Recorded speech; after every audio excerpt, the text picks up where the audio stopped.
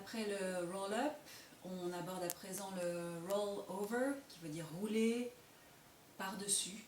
Et c'est fort intéressant de voir qu'il suit le roll-up. C'est exactement le même mouvement que le précédent, sauf qu'on a une autre relation à la gravité. Et que nos points d'ancrage, évidemment, vont être différents. Autant sur le roll-up, c'était le bas du corps qui était la base et le haut du corps qui était mobile, et bien là nous inversons la tendance et ça va être un magnifique travail des extenseurs de soulever le bassin et de faire en sorte que la colonne puisse être totalement libre et pendre depuis ses extenseurs et depuis le bassin. Donc autant avec le roll-up, on avait travaillé avec la brique, on peut la reprendre là, on va re-stimuler, réveiller toute la ligne neuro-myofasciale anatomy trains, ligne postérieure superficielle. On prend la brique, on la repose au sol et on retrouve ce qu'on a exploré déjà avec le roll-up. Et on va déposer nos talons, aller harponner assez loin la brique avec l'intention de la ramener vers nous. Et vous allez voir que les ischio-jambiers vont venir se saisir pour pouvoir complètement relâcher le haut des cuisses et le ventre également. Ouais. Ici, depuis le plat de nos bras, on va venir presser dans le sol, aider les talons, on presse talons et dessous de bras pour suspendre le sacrum. Et on repose. Et de nouveau. Talons dans le sol, on presse le dessous des bras et ça se repose. Et c'est pas énorme comme amplitude de mouvement, mais tout le poids se déplace, le poids du bassin se déplace dans l'appui des talons, vers les talons et vers le dessous des bras. Et on repose. Encore.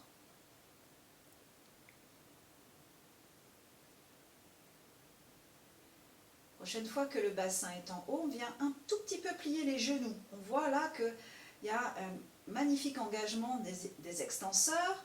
On connecte toute la ligne superficielle postérieure. Ici, toute la ligne de fibres lentes, notre ligne posturale, et on redépose. Maintenant, on va aller trouver cela au mur pour vous donner un autre accès et surtout trouver cette connexion du dessous des bras, des lignes brachiales, superficielles et profondes. On décortiquera ça plus en avant plus tard, mais c'est déjà percevoir qu'en fait quand je prends appui dans la terre, mon corps s'organise pour répartir le poids de mon corps sur ma globalité. Alors, on va aller contre le mur, ici, et poser les jambes au mur, là. Et en pressant les bras dans le sol, les talons vont monter le long du mur, ici, vérifiez qu'il n'y a rien dans la gorge, là, et ischion bien large, il n'y a vraiment rien dans le haut des cuisses, tout est à l'arrière et c'est toute la ligne superficielle postérieure qui vient accueillir le poids du bassin, aucune tension le long de la colonne. C'est mes jambes qui suspendent mon bassin jusqu'à ce que le sacrum retouche le sol. Et encore. J'actionne le dessous de mes bras, donc la montée est rapide. Les plateaux tibiaux viennent flotter à l'avant des jambes, donc on n'est pas en hyperextension du genou, on vient vraiment aller déposer l'arrière de nos fémurs dans nos extenseurs, dans nos ischio-jambiers, et de sentir qu'en fait, eh bien, il décélère la descente. Ça décélère, décélère, décélère. C'est ce dont on va avoir besoin pour le rollover. Encore deux fois. Ça monte, c'est dynamique.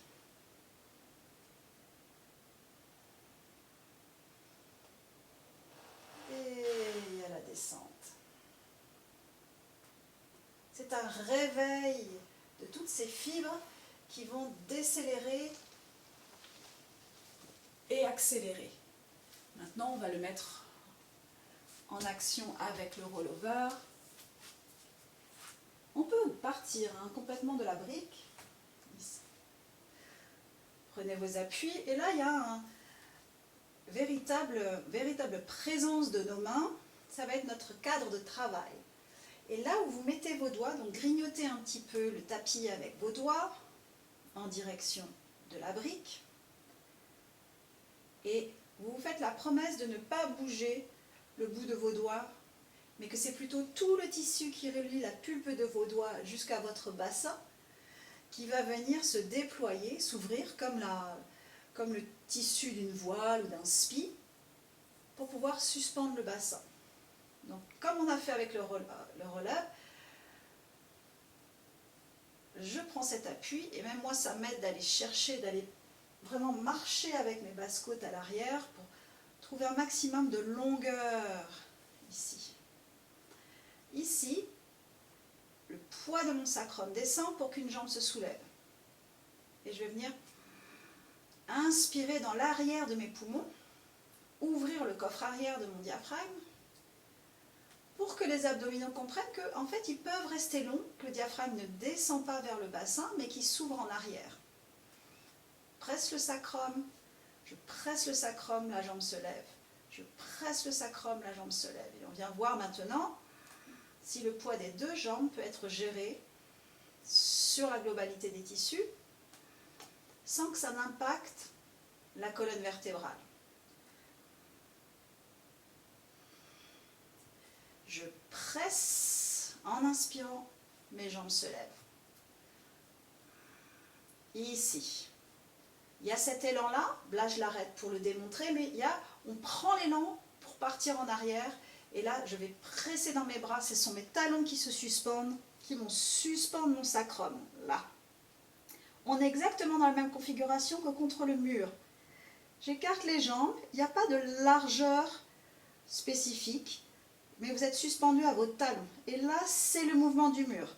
Je suspends, je m'allonge dans mes talons pour que le bassin revienne, mes deux jambes ensemble. Donc la descente est plus lente que la remontée. Laissez la flèche du pubis bien s'allonger pour que les psoas trouvent leur longueur. Et puis maintenant on inverse, on vient descendre les jambes ensemble et les jambes remontent à l'écart. Vraiment l'intérêt de suspendre nos fémurs dans l'arrière pour qu'il y ait zéro compression dans le ventre. Et puis suivant votre souplesse et la disponibilité de la nuque, on pourra ou pas déposer les pieds à terre, mais ça n'a aucune importance.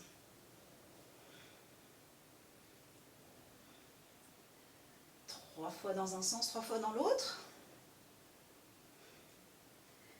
C'est le moment intéressant ici, c'est cette suspension jusqu'à ce que les pieds retrouvent le sol.